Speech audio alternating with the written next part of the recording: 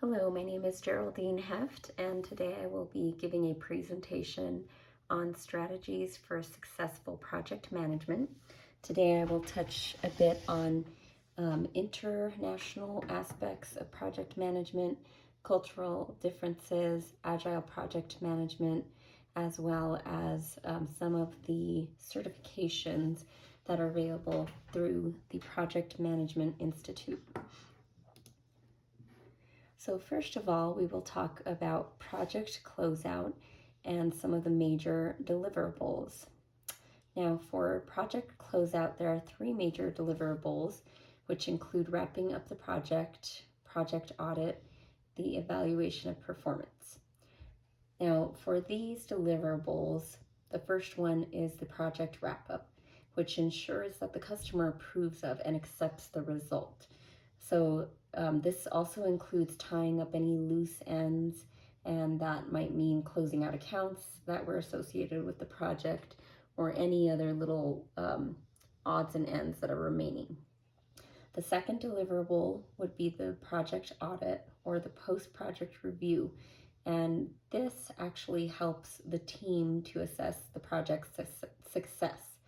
It is a very useful step, and it helps the project team to move forward in other projects with some lessons learned and finding opportunities for improvement. Now the third deliverable, which is the evaluation of performance and management of the project, includes the evaluation of the team, individual team members, and the project manager.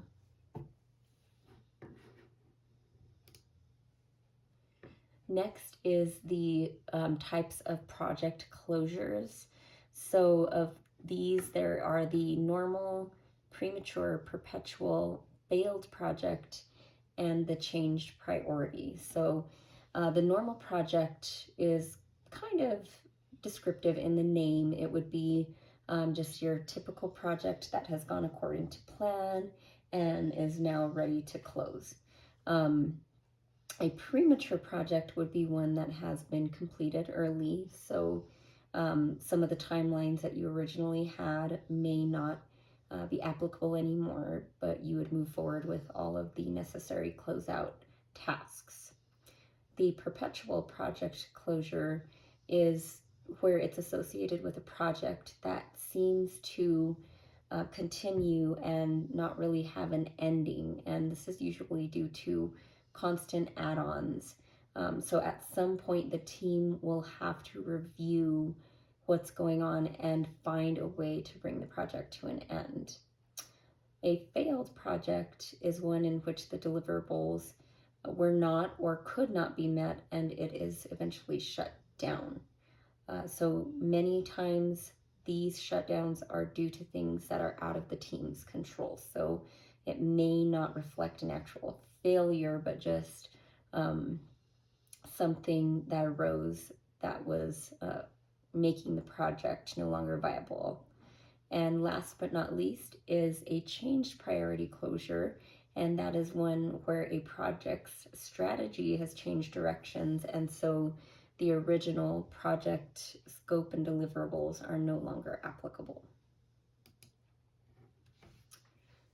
Next, we have the project closeout wrap-up activities. And the first step would be getting delivery acceptance from the customer. So you need to make sure that your customer approves of the end result of the project. And this will just tell you if you were successful in meeting the deliverables that were set forth in the project scope. The second step is shutting down resources and releasing new users. So of course that would involve, again, tying up any loose ends, closing accounts related to this project. Step number 3 would be reassigning project team members, which just means giving them their next orders in terms of what project they will be working on next. And then number 4 is closing accounts and seeing all bills are paid. Once again, that's just making sure that all financial aspects are covered, making sure vendors have been paid, and that nothing is out there just dangling unattended to. Number 5 would be delivering the project to the customer. So again, back in step number 1, the customer should have signed off on the project and said everything looks good. And so now you're just turning over the final product to them.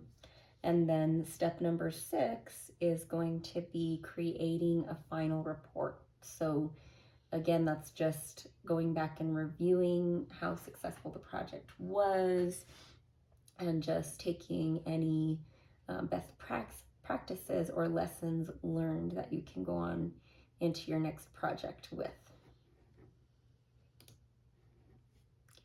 All right, next up would be the project audit process, which is actually a valuable tool. It's a learning tool that any organization can use in order to tell them, again, how successful the project was, why they selected it in the first place, and also whether or not it lined up with the organization's strategic goals. Now, audits can either be done in process, which means while the project is already taking place, or can be after the project. So that would be a post-project audit, and that again would be after the project has completed. So just to give a quick rundown of the project audit process, there would be step 1, which is the initiation and staffing. Step 2, which is the data collection and analysis, and that includes an organization view and a project team view. Step 3 would be reporting, and that also includes classification, analysis, recommendations, lessons learned, and the appendix. Now, as far as challenges and opportunities for growth when it comes to closeouts, closeouts are a difficult part of the project process. It's basically the very end of the project. It's a lot of mundane tasks, and oftentimes it's difficult to get team members to be engaged in this part of the process. So the first aspect that is a challenge is getting the project manager and project participants to complete wrap-up. This is a challenge. And then project wrap-up can sometimes be intimidating. So going to that first bullet point, again, it is just a mundane type of but necessary task and part of the process. And so many people often lose steam at this point, and they don't really want to go through the motions with that. Now, as far as the intimidation of project wrap-up, some organizations actually have checklists of over 100 wrap-up tasks. So it is no wonder that the process can be daunting. And so this is just something where the team needs to be kept on focus. Now, the solution to these challenges mentioned in the previous slide are to communicate a closure and review plan, to also schedule closure and review early on in the project process, have team members' next assignment ready, and hold people accountable to deadlines. So again, there are several strategies that project managers can utilize to keep their team members focused on completing project closeouts. The first is to communicate when closure will take place, as well as the review. It is also important to schedule this early on so that it settles in as another scheduled event that is part of the project. The next step is to have each team member's upcoming assignment lined up so that they are motivated to complete the project in anticipation of moving on to their next exciting job. But the project manager does have the difficult task of keeping members accountable and keeping them on time according to the deadline. So moving on to our international factors. First, we have offshoring and its advantages, barriers and drivers, and degrees of distance. So naturally, people understand that our world has become more connected than ever, and that is because of technology. and this has led to many organizations doing business on a global scale. So because of this, offshoring has become a common practice among businesses. So some of the benefits of offshoring include cost savings and the opportunity to keep operations going 24 hours a day because there are employees available 24 hours a day. So we must also consider the barriers and drivers in offshoring. Time zones and lack of focus are common when dealing with team members in different countries, and these can act as barriers in the success of a team. Of course, lowering costs or seeking workers from other countries with coveted skills is a driver. Then degrees of distance are also important to consider because they can create issues and also increase the cost of communication between team members.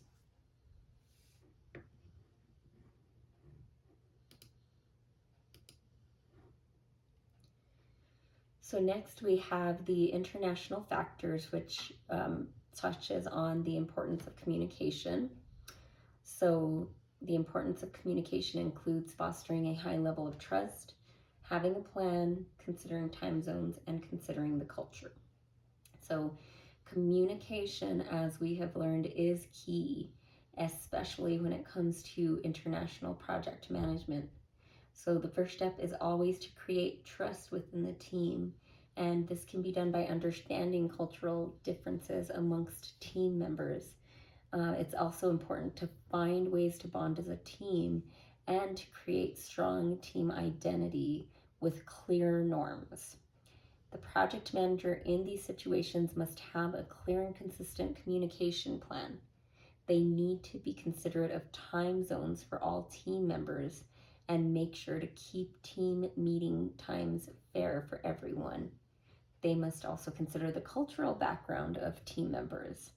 So this would include taking care to communicate appropriately depending on communication styles for the person's cultural expectations. So is the person you're working with a direct or an indirect communicator? That's one example. So next we have the international factors, and that includes challenges and opportunities for growth. Now, the challenges and opportunities for growth would include building a solid sense of trust, coordinating with time zone differences and cultural differences. So it sounds very similar to the last slide, but we're going to talk a little bit more about why these are challenges. So the distance between team members, not just in time and space, but also in cultural aspects, can cause difficulties. So these might include the team's ability to build a high level of trust and keep up with solid communication.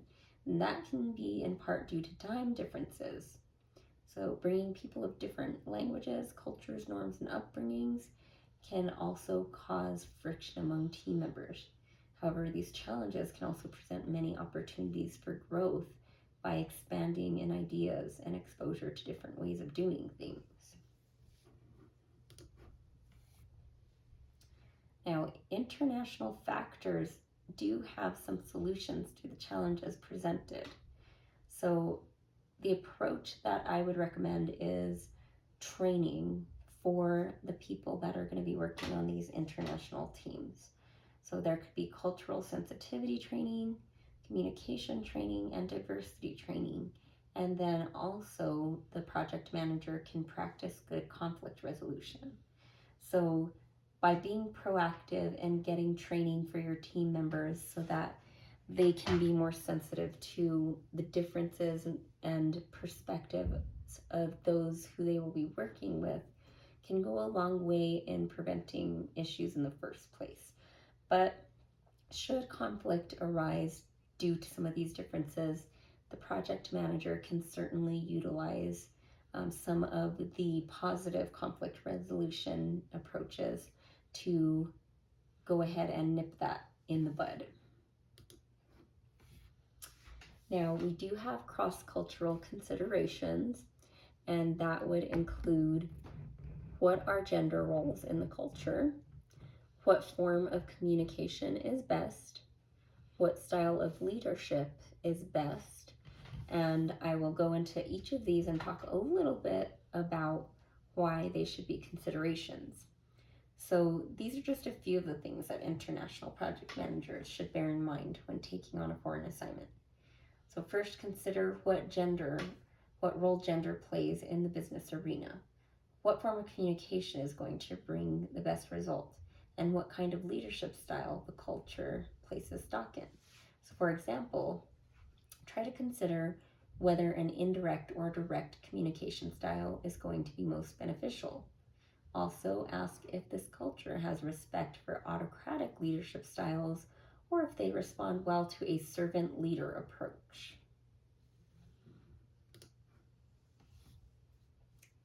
So we're talking next about our cross-cultural consideration, the challenges and opportunities for growth. So some challenges are the differing communication styles, preferred leadership styles, and different ideas about gender. Once again, these kind of refer a little bit back to our previous slide, but now we're talking a little bit more about why they are challenges. So when we're working with people of different cultures, communication styles are just bound to differ. So trying to communicate in a way that you are familiar with may cause offense in others whose culture communicates differently. Preferred leadership styles can also vary. Some cultures prefer autocratic leadership styles, while others prefer a more collaborative leader who allows them to have autonomy in their work decisions. And then finally, gender roles can be a bit more difficult as women sometimes struggle to be seen as equals to their male counterparts. This can be an opportunity for growth in all team members, and this can partly be accomplished by the project manager showing support for their female colleagues. So next up is the solutions that we would present to the previous challenges. So the first one would remain flexible in communication, accommodate preferred leadership style, and use gender roles to your benefit. So these challenges are not easily overcome, but a good project manager should try to remain fluid in their approach to meeting the people they are managing at their cultural level. If a team member works best under a hierarchical form of leadership and is used to an indirect communication style, the project manager should try to behave in such a way that their communication and leadership style won't cause offense. They can also take gender expectations into consideration and carefully assign female members of the team to roles that will be more easily accepted in cultures where women are not often found in the business setting.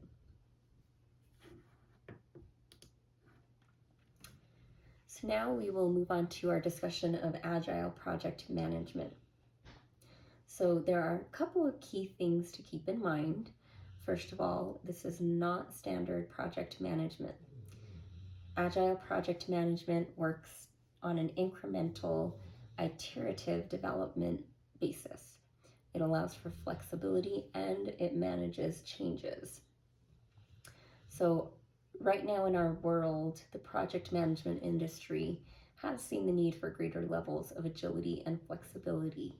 And this is what has led to Agile Project Management, which acts as an approach to project management that is almost completely opposite that of traditional project management. Traditional project management is extremely detailed and planned out ahead of time, while Agile Project Management can shift and change as the project unfolds. Therefore, it has much less planning done ahead of time than traditional project management.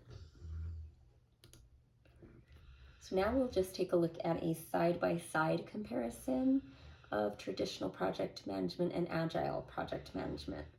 You can see that most of the things as we go through the bulleted list are almost exact opposites to each other. So where traditional is thorough pre-planning, Agile is continuous design. Fixed scope for traditional is flexible scope for Agile. Low uncertainty versus high uncertainty, low customer interaction versus high customer interaction, and conventional project teams versus self-organized project teams. So this isn't the complete list, but it does touch on some of the key differences that you will find. So once again, it's almost like they are opposites of one another. And we will discuss further a little bit of why Agile project management is beneficial, but also what some of the drawbacks are. So again, talking about the challenges and opportunities for growth with APM, there is a challenge with applying APM to large-scale projects, a lack of detailed cost and timeline, self-organization on project teams. So when applying Agile project management to large-scale projects, it can be a challenge to properly integrate or to make sure that the different features being created can work in harmony with each other. Because of its fluid nature, APM usually lacks in providing customers and upper management with a solid estimate of how much time and money a project is going to cost. Some customers and organizations might feel comfortable with this approach, while others will decline this approach. When working in an APM team, there is a high expectation of collaboration, which doesn't fit for everyone's work style. If team members are not able to acclimate to this way of accomplishing deliverables, they may not be a good fit. So ultimately, APM can challenge organizations and project teams to evolve their way of approaching projects. This can lead to innovative problem solving and is a growth opportunity, but not everyone will be comfortable embracing it. So there are a couple of solutions to these challenges, and ironically, it goes back to careful planning and regular check-ins. So even though Agile project management involves a lot less planning than traditional project management up front, planning still plays an important role. So when attempting to apply APM to large-scale projects, a method called scaling is used, and this is where several teams are working on different features of the project at the same time. However, even with the use of scaling, getting all parts of the project to work well together remains a challenge. And because of that reality, significant upfront planning in this case is required to manage the interdependence of different features that will be developed. So careful planning and regular check-ins are the best solution to this issue, so that if any part of the project is veering off course, it can be corrected quickly. So finally, we will talk a little bit about our Project Management Institute certifications. Of course, seeing their list, you can likely see that they have several certifications that have to do with Agile project management.